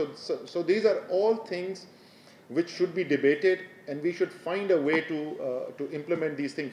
ITPs, मुझे तो समझ में नहीं आता कि इन अ सिस्टम जहाँ पे हमारी इतनी प्रॉब्लम हो रही है रियल डिस्क्लोजर के ऊपर, आपने जो बात की थी वो चाइना और के जो डिफरेंसेस हैं, Dubai is the same thing, जहाँ पे इतना ज़्यादा आपके पास प्रॉब्लम हो ascertaining the real value of the goods which are being brought in.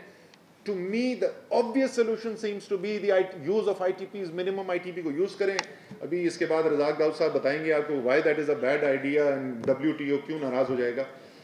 एक तो हर वो चीज़ जिससे थर्ड वर्ल्ड जो है वो किसी तरीके से बेनिफिट कर सकता है, उससे जो है ये हमारा इंटरनेशनल निज़ाम जो है वो नाराज़ हो जाता है. वो WTO या IMF हो या और यूनाइटेड नेशंस की एजेंसी हो, जिन चीज़ों से उनका फ़ायदा होता है वो उसकी कोई नहीं बात करता. जब रिफॉर्म की बात करें डॉक्टर साहब, somebody like you, somebody who's got the intellectual caliber, the ability to articulate thoughts and communicate them with credibility, should also talk about the reform that we need in the global system right now. Pakistan से एक मजदूर यहाँ से जाता है बाहर नौकरी करने के लिए, मजदूरी करने के लिए, तो उसको तो पासपोर्ट प्रोसेस से भी गुजरना है, उसका वीज़ा भी होना है, उसके थंब प्रिंट्स भी होने हैं, और उसका हर किस्म का प्रोसीजर होना है।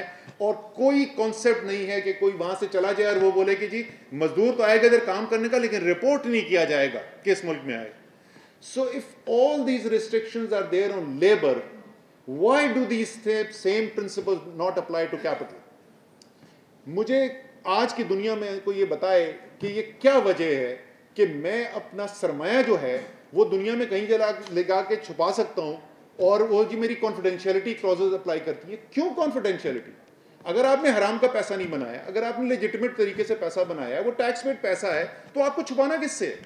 Why should the international system allow this money to be hidden? What is this concept of offshore havens, trust funds and all of that कि जी beneficial owner नहीं disclose होगा? These are criminal acts. इस वक्त इस दुनिया के अंदर लाखों बच्चे जो हैं वो प्रीमेच्योर डेथ हो रही है उनकी, बिकॉज उन ममालिक से पैसा चोरी होकर बाहर ले जाके इन टैक्स हेवंस में छुपाया जा रहा है। It is absolutely inhuman and criminal, and we must all raise our voices against it. So अपना हम ज़रूर रिफॉर्म करेंगे, but we must raise our voice जहाँ पे इंटरनेशनल सिस्टम के अंदर हमें डिस्क्रिमिनेशन नज़र आ रही है। डॉक्टर हफीज़ पाशा जो हैं वो मुश्किल भी डिमांड्स कर रहे थे, वो कहते हैं किताब पढ़ो, तो मैं उनको कह रहा था ना करन दियां गल्लां कर रहे ने, लेकिन somebody who obviously has a better appreciation of me than Dr. Hafiz Pasha decided कि इसने किताब तो कभी नहीं किसी ने पढ़नी नहीं है इसने, तो somebody has given me a summary which is 62 pages. So I'll definitely try and go through that. अच्छा हाँ, sorry, in the end मैं थोड़ी सी माजरत के साथ मैं अपने जो क्या बोलते हैं उसको जज्बात जो हैं सरताज अजीज साहब के बारे में पहले मैं बयान कर चुका हूँ, लेकिन क्योंकि इन्होंने कुछ बातें की हैं तो आखिर में इजाज़त के साथ सर मैं गुस्ताखी माफ। सरताज अजीज साहब ने कहा कि जी हम एक हाई ग्रोथ इन्वायरमेंट में से 5 साल में आए। जो रिपोर्टेड जीडीपी ग्रोथ थी औसत पिछले 5 साल की वो 4.5% थी। आखिरी खबरें आने तक 4.5% जो है वो हाई ग्रोथ पाकिस्तान जैसी इकोनॉमी में with a young population like we have is clearly not considered to be 4.5%। और अगर आप ये समझना चाहते हैं कि वो 4.5% सही थी या वो स्टैटिस्टिकल जगलरी के तहत एग्जैजरेटेड थी, तो खुदा का वास्ता असद उमर की कोई बात ना सुनना, सिर्फ और सिर्फ डॉक्टर हफीज पाशा के आर्टिकल्स पढ़ लें जो पिछले 3 साल से लिख रहे हैं, और आपको पता चल जाएगा हकीकत कि वो 4.5% की भी हकीकत क्या थी। दूसरी बात उन्होंने की कि इकोनॉमी को स्लो डाउन किया है, ग्रोथ मोमेंटम बहुत ज़रूरी है, इसमें कोई शक नहीं। पाकिस्तान को ग्रोथ की ज़रूरत है। पाकिस्तान की जो सोशल फैब्रिक है वो अफोर्ड नहीं कर सकती कि हम एक लो ग्रोथ ट्रैप के अंदर फंस जाएं। लेकिन सर मुझे कोई ये बता दे कि जब आपके सेंट्रल बैंक के reserves minus the short term swaps and forwards that you have run कुल $1 अरब के हों और $2 बिलियन का महाना आप करंट अकाउंट डेफिसिट कर रहे हो, इंपोर्ट्स नहीं करंट अकाउंट डेफिसिट कर रहे हो, तो मुझे बता दें कि कौन सी मईशत का तरीका है जिसमें इकोनॉमी को स्लो डाउन किए बगैर बैंकरप्सी से बचाया जा सकता है। That is unfortunately where somebody who is not as good an economist as Sartaj Aziz left the economy on May 31, 2018. And these are hard data points which I am quoting. अगर कोई भी इसमें से मैं गलत कह रहा हूँ तो please feel free to correct me. आखिरी चीज़ जिसके ऊपर मैं कमेंट करूँगा, और ये बात बहुत की जाती है कि पॉलिटिकल कॉन्फ्रंटेशन से इकोनॉमी के ऊपर नेगेटिव इम्पैक्ट्स आते हैं। इसमें कोई शक नहीं कि अगर पॉलिटिकल स्पेस हीटेड अप हो तो उस पर इकोनॉमिक डिसीजन मेकिंग पे इम्पैक्ट होता है, इकोनॉमिक कंसेंसस क्रिएट करने में मुश्किल पेश आती है, एंड देयरफॉर ये तो दुरुस्त है कि अमूमी हालात के अंदर पॉलिटिकल कॉन्फ्रंटेशन जो है वो एक अच्छी चीज़ नहीं है मईशत के लिए। लेकिन क्या प्रोसीड्स ऑफ क्राइम को ट्रैक करना और क्रिमिनल्स को पनिश करना पॉलिटिकल कॉन्फ्रंटेशन है और upholding of the rule of law है? And I think without going into details, we must distinguish between the two. The first one should be avoided Lekin the second one we should never shy away from, because in the long run our society will be strengthened by that. In the long run, if there is rule of law, if there is supremacy of the constitution, if there is justice in society, it will work for helping the economy and not hurting it. So हमें उससे घबराना नहीं चाहिए, और to that extent एक short term अगर हमें ज़रा सा हो भी तो हमें उसके ऊपर ज़्यादा परेशान नहीं होना चाहिए.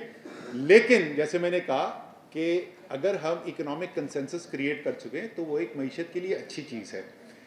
पिछले 5 साल में हमने बड़ी दफ़ा ये सुना उस वक़्त के वज़ीर ख़जाना से, कम 4 साल जो वज़ीर ख़जाना थे, वो बार बार मीसाके मईशत की बात करते थे. और मुझसे जब भी लोग पूछते थे मैं हर दफ़ा बोलता था कि यार एक नेचुरल प्लेटफॉर्म अवेलेबल है, पॉलिटिकल कंसेंसस क्रिएट करने की हमारे जमहूरी निज़ाम के अंदर एक इदारा मौजूद है, उसका नाम पार्लियामेंट है.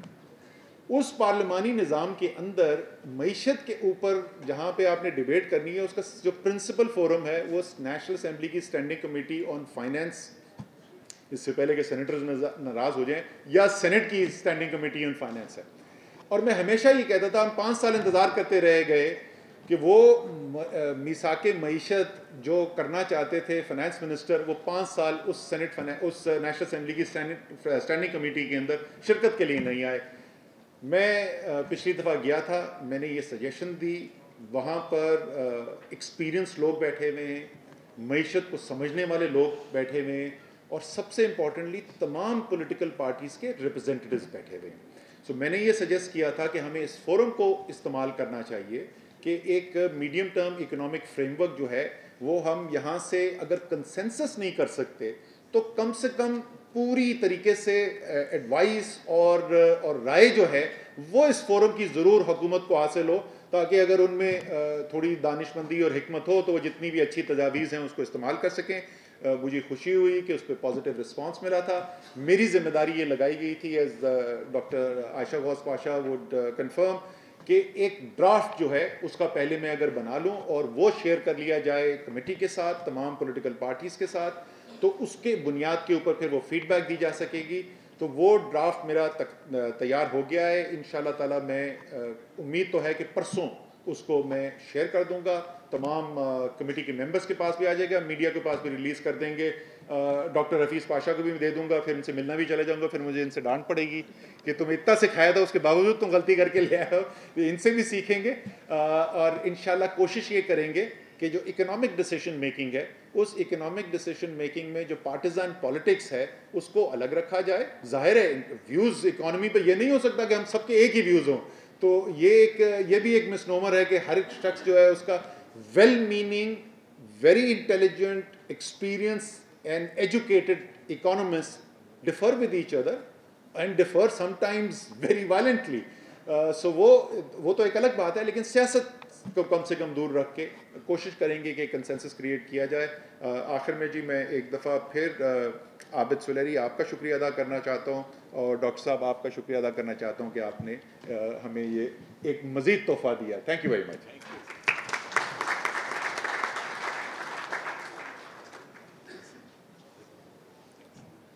And Sattar Aziz for a number of years, and I do respect him very highly as far as in the government, and he brought in the tariff reforms.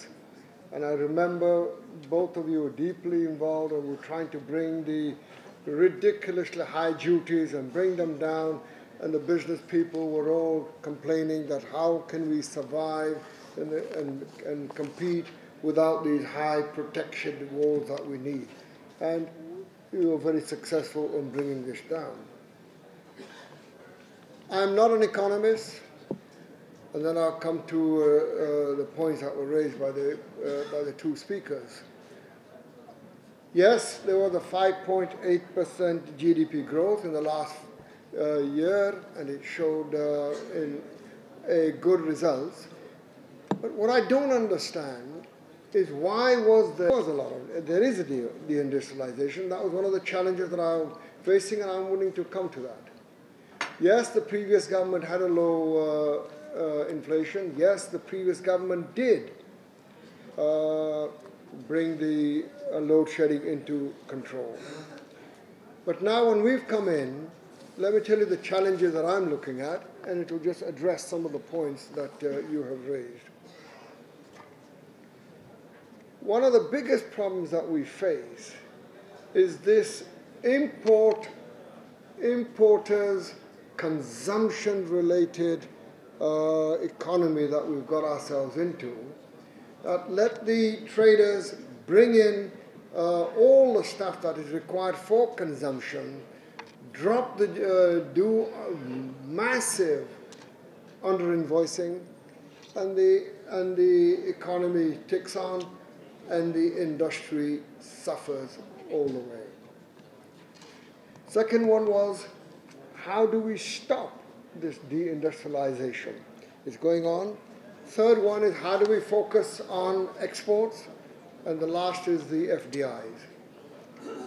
Dr. Hafiz Pasha mentioned the Chinese FTA. He is absolutely correct. Yes, we negotiated that FTA phase 1 in a very, very bad manner. Now phase 2 is coming, and luckily we now have an opportunity to correct some of the ills that were there in the previous one. The credit to all this tough negotiations goes to the previous Commerce Secretary, Yunus Daga. He actually had 10 rounds of negotiations, and the 11th round is going to take place on the 9th of April. And the very points, Dr. Saab, that you raised are on the table. Why did we negotiate those badly? As a businessman, I can say very clearly that we were not consulted. The government went and did it, and we have in turn suffered badly. So what are we going to do about it? We brought in this concept that we want a clawback. We're telling the Chinese that we have made a mistake, and on these following items, we want a clawback. We want to bring it back. So you've got to be able to do that. Secondly, we did not get the same market access that the ASEAN countries subsequently got. This time around, when I went and met them, I myself and Yunus Daga went and met them in November. And we discussed this very point. They said, sorry, we're not going to give it. And so the meeting ended by saying, thank you very much for a very good lunch, but we're just coming to an end. Now they've agreed. It looks like that we will get that market access that we rightfully deserve. So what's all the points that you've said, I don't blame the Chinese at all. They will obviously negotiate what's in them for the best of for their country. It was a mistake was on our part. We should have negotiated better, and I can assure you that this time round we have done a much, much better job. And inshallah, on the 9th, we will be able to get a much, much better FTA with China. But that was not the only FTA. We had an FTA with Indonesia. Again, vastly not in our favor. Oh, before I go there, one other point that you raised about the difference between their valuation and our valuation. Absolutely correct. But this time around, we've asked the Chinese that you have to give us the information, the exact value. I think they call it EDO. Yes. Yeah. And they've agreed to it. So now we will know directly from the horse's mouth what is the valuation that they have gone and done. So both these points are there, because there is no doubt that the trade balance is so much in their favor. That bulk of our trade gap is primarily coming from our from our trade with China. I just mentioned about Indonesia. Again, we did not negotiate it well.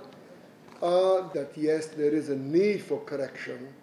And so that correction was given last month in March. And now they have unilaterally given us duty-free access into Indonesia on 20 items which were our interest. So that was something that was done. You mentioned about the unfavorable tax benefits that the Chinese have got. Absolutely correct. Myself being one of the victims of that policy, they get all the benefits. The local contractors were not getting any benefit. And I have spoken to the finance minister. Those are the type of things that we have to correct. An international company came to me and said, we want a level playing field. I said, excuse me, you want it? Oh, we need a level playing field. You've got it the wrong way around. So those were the things. Now, another thing that I wanted, all the good work on the tariff policy, and all the cascading and the way you had done it, the previous government, in their desire for revenue, completely made a mess of the thing. When I came in and I looked at the tariff, because I do know a little bit about tariffs, I spent a lot of time in my previous time with Musharraf's government, you can see that it was totally lopsided. Finished goods were at a lower duty, raw materials was at a higher duty. So we've now brought in certain principles, and in the two interim budgets of this government, we've corrected it. I must give full credit to Asad. When I went to him and I said, look, it is important that why don't we take a hit on our revenue just to help our industry to pick up? And he said, okay. I gave him a plan. It came to about 17 billion tax revenue hit. And he said, no, that's too much. We agreed to 7 billion. And that was done, and the duties were dropped, and our industry, hopefully, that deindustrialization that has been taking place, will hopefully get corrected. Industrial policy. Within the industrial policy, I want to talk a little bit about the textile policy and the cotton that you just mentioned.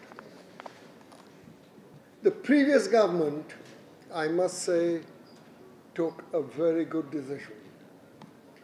They removed any benefits for exports of yarn and grey cloth to the textile industry. And I thought that was a wonderful decision.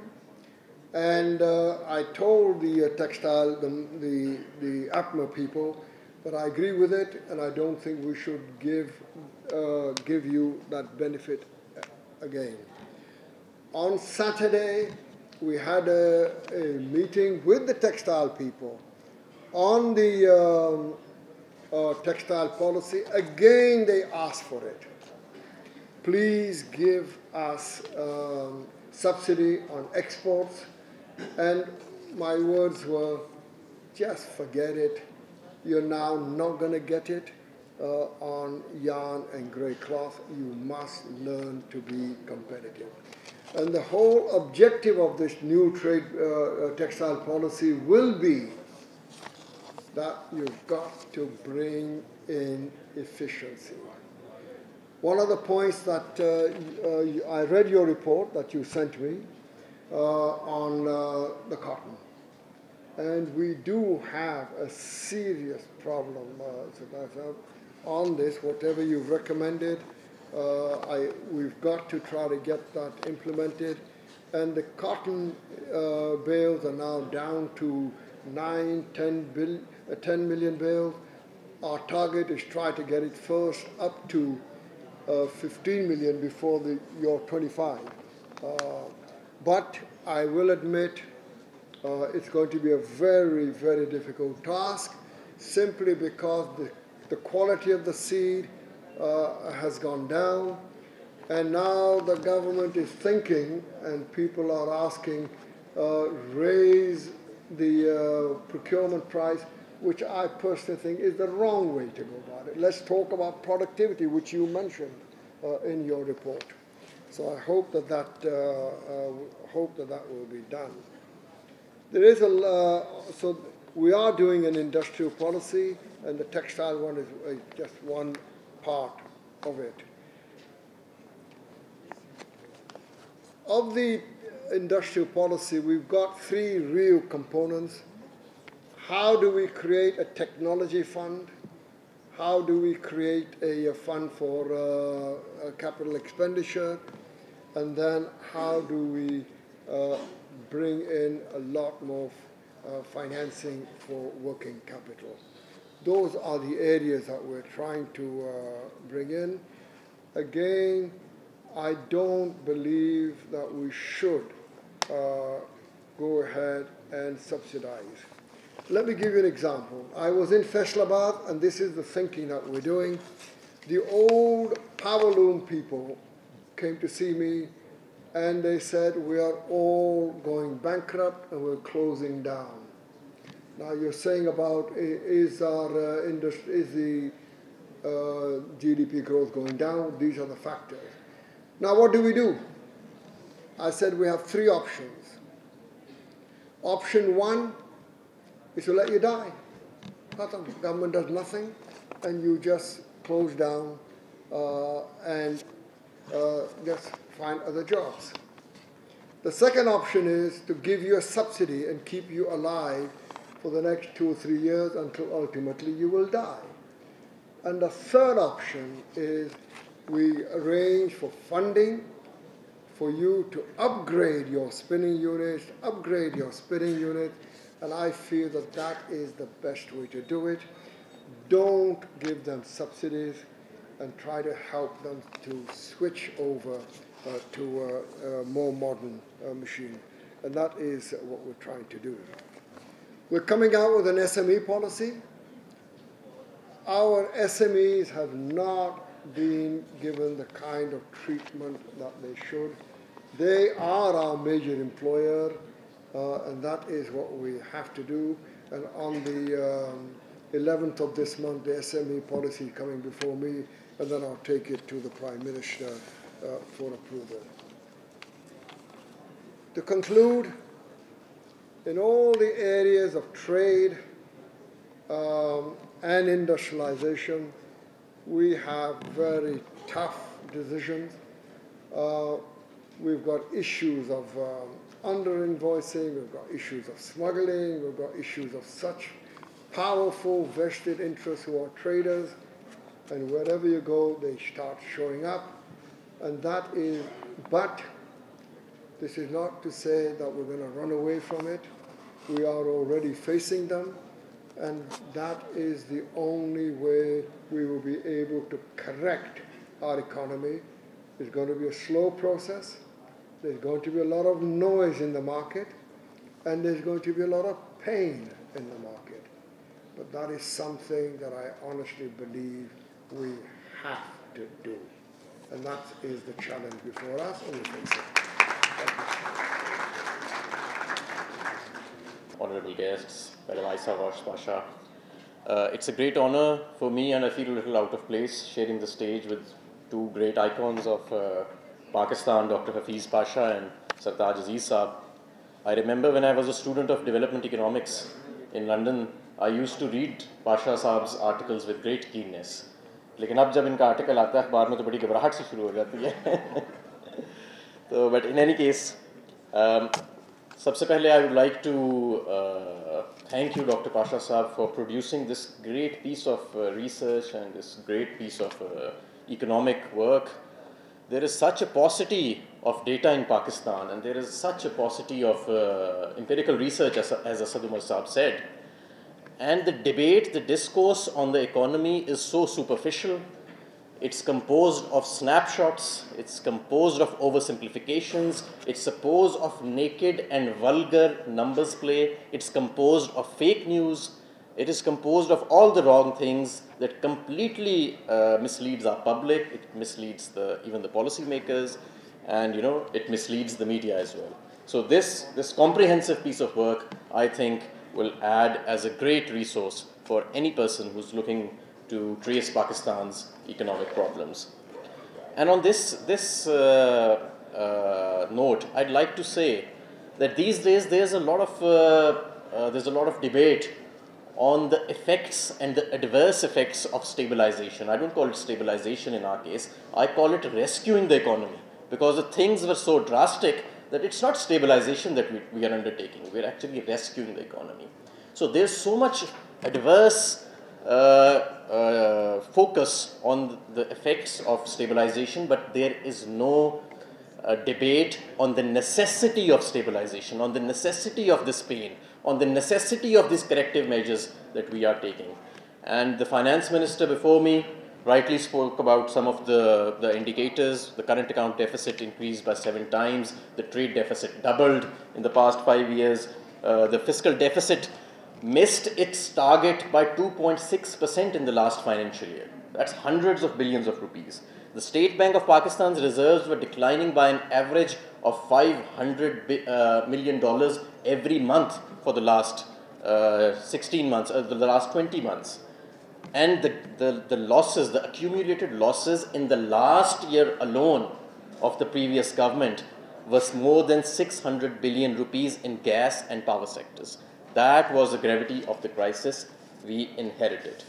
So and I'd like to say at this point here, because there's some discussion on economic growth as well, and Dr. Pasha will bail me out on this, that if you look at the data from 1971, these last 10 years, from 1971, Pakistan witnessed the lowest economic growth period from 1971. And whatever above average growth we witnessed during this period, I'll just briefly go into the details of where that growth came from and what were the drivers of revenue growth and economic growth. But one thing that I'd stress everyone regarding this book is to scroll to page 95 of it, because I was just sitting there, and chapter 10 of it, and I was skimming through it, and you can see a very important chapter. And that is where Dr. Hafiz Pasha tells you the numbers play, how statistics are manipulated in Pakistan, and how in the past 10 years, that lowest economic growth period since 1971, even that was overstated by the statistics division.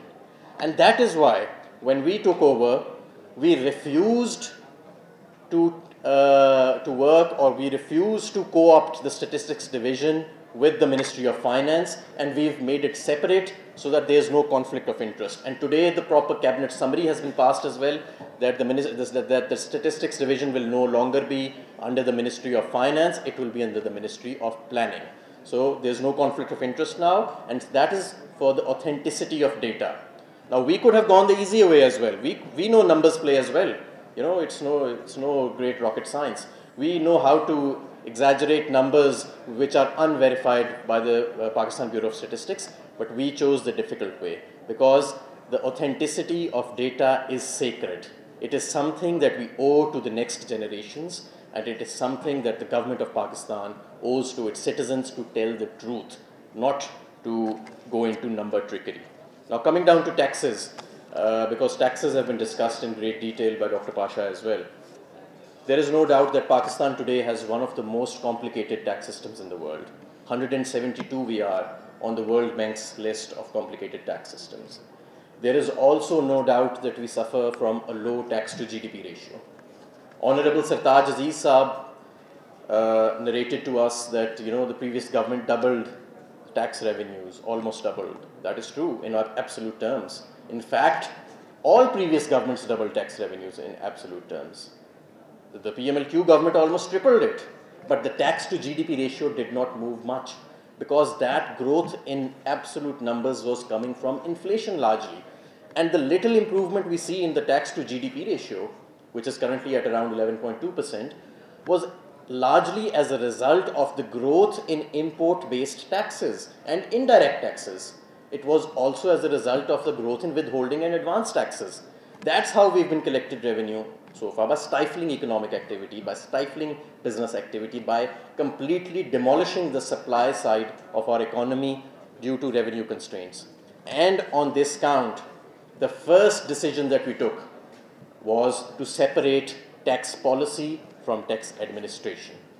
And the reason is that people who chase revenue, people who are held accountable for revenue numbers, they will always make policies that make their lives easier but make life impossible for the taxpayers. And that is why tax policy is no longer a part of part of FBR now. In fact, we are physically going to separate the tax policy division and move it into the Ministry of Finance so that there can be a balance, a rational balance between commerce, the needs of commerce, trade and industry and agriculture, and the finance division's revenue considerations. So that's already been done. Another thing that I'd like to point out is that there is great debate on the fact that we've missed our targets for this year. There is growth, there is about 3% growth from last year, but we've missed our targets, and that is absolutely true. We have. In fact, FBR has missed targets in the last 8 out of the 10 years. However, the reason that we missed this year's target is that there was a conscious policy decision. Sartaj Aziz Saab spoke at great length about competing economic priorities. We can't have everything. So we were undergoing stabilization. There was a conscious policy decision to conserve Pakistan's foreign exchange currency, which was depleting at a fast rate. We have $9.2 billion of debt repayment due this year, and we have a huge current account deficit to finance. So conserving foreign exchange was of utmost priority, and in this regards, we undertook some measures that hurted revenue as well. What were those measures? Number one, import compression. Today, FBR collects 40% of its taxes at ports, at the import stage. And now we are consciously pursuing import compression. So any growth that we can see from the import side is no longer there this year. Although it is true that devaluation sets it off to some extent, but that's not what the latest data suggests. The latest data suggests that because the import growth has gone into the negative, so the revenue growth, despite devaluation, has evaporated as well on this count. The second reason that there is a shortfall is that we don't want to, that stabilizing the economy naturally has a dampening effect on the demand side. So we don't want to stifle the supply side as well at the same time. In fact, we want to unlock the potential of the supply side. As the Commerce Minister Razak Daud was saying, despite the tight fiscal constraints, we have attempted to remove many unnecessary taxes and many taxes which were stifling commerce. For example, we reduced duties on hundreds of tariff lines that were actually inputs or raw materials for our local industry. We did that. Then we withdrew the withholding tax on banking transaction for non-filers because the cash to deposit ratio in society, in the banking system, was going up. That needed to be reversed. Revenues are a byproduct of economic growth. You cannot put one before the other. So therefore, this year, we completely focused on the foreign exchange side, and we had tremendous success there. The current account deficit is far lower today.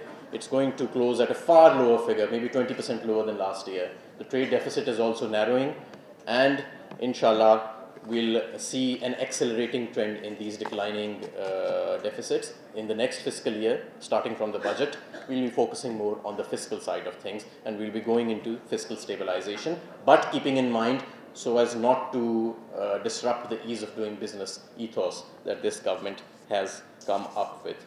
Regarding tax reform, there are two aspects of tax reform, I believe. One is FBR as an entity, as an administrative unit, reforming how it works, reforming how it collects its taxes. The second aspect of tax reform is reforming the tax laws of Pakistan. harmonizing them with the provinces, trying to create a single collecting agency for that, trying to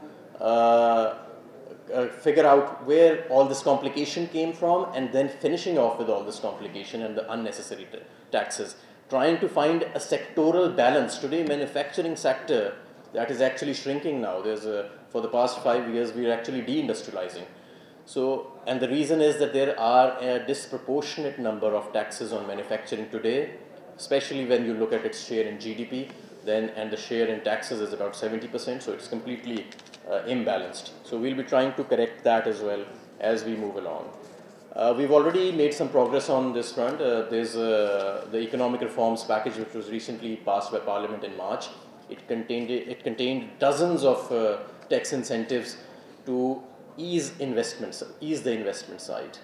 And we purely believe, we believe that, you know, any growth that is deficit financed will never be sustainable. Any growth that is consumption based will never be sustainable. Growth in Pakistan has to be based on investment, and we have to make it easier for people to invest in Pakistan. Regarding the FBR side, reforming FBR is indeed a very difficult task. It's a big organization, and it has old institutional problems. But today there is something available which was not available to perhaps the previous generation of reform efforts, and that is technology. We can successfully deploy technology to bypass FBR's administration, to completely eliminate the interaction between the tax collector and the taxpayer, and we can also use technology to track and trace every single notice of recovery, to track and trace every single commercial activity that occurs in the economy. And for this purpose, Pakistan's largest data integration exercise is already underway, with FBR, NADRA, State Bank of Pakistan, Federal Investigation Agency, and the Federal Board of Revenue's data being integrated. And by the end of this month, in April, we are going to unroll an operation on non-filers that we believe have lifestyles that are not commensurate with the fact that they are not filing any returns, or actually paying less taxes than are due. So that's already underway. A complete reform process of PRAL, the data agency, is also underway. It's an ambitious process, and we are very hopeful of making good progress on this front. Regarding the withholding taxes, advance income taxes, and the high import tariffs that we've put on, I completely agree with Dr. Pasha that all of that needs to be reversed in time, keeping in view the fiscal space available. We need to get rid of these withholding taxes. Today, 70% of our of direct taxes, 68% of our direct taxes are composed of withholding taxes, and advance taxes are separate. So purely what we are getting in practical direct taxes form is less than maybe 10%. So that is something that is really disturbing, and we feel that we need to reform that. Dr. Pasha mentioned the UN's data regarding trade, especially with China and other countries. I can tell you that we have already started using that data since the last month.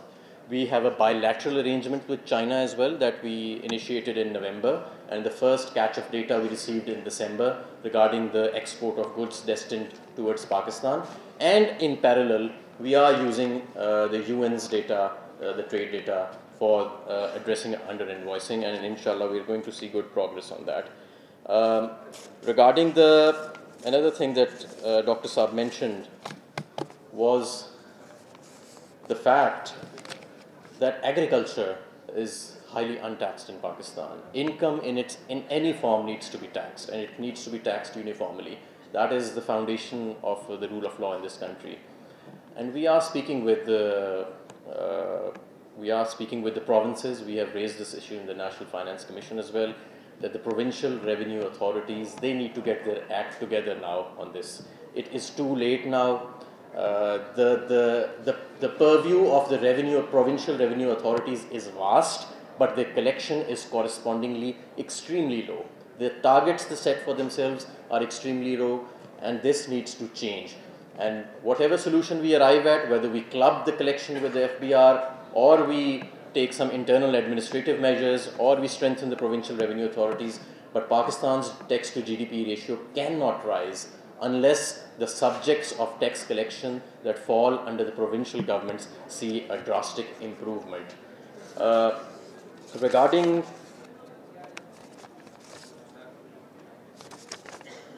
Regarding the capital gains tax, we're already working on that, especially with regards to property. Our view is that the valuation rates of property, they need to be gradually brought up in line with market forces, and the taxes need to be maybe lowered a little bit. And that way we can really improve collection as well and stop this speculative activity in the property markets, and also all of this billions of rupees of black money that's parked in the property sector. I mean, I know large industrialists that have shut down their factories and invested all of their capital in plots and housing societies, and that is destructive for any economy. That cannot be allowed, that cannot be encouraged. So we need to change the incentive structure again. We need to bring back all of that money and pump it back into industrialization and agriculture. Lastly, I'm very grateful that Dr. Pasha offered that he will guide us on the taxation, and we will take up this offer and hold you to it. And we expect to get your input on all the taxation issues and the next budget as well. Thank you very much.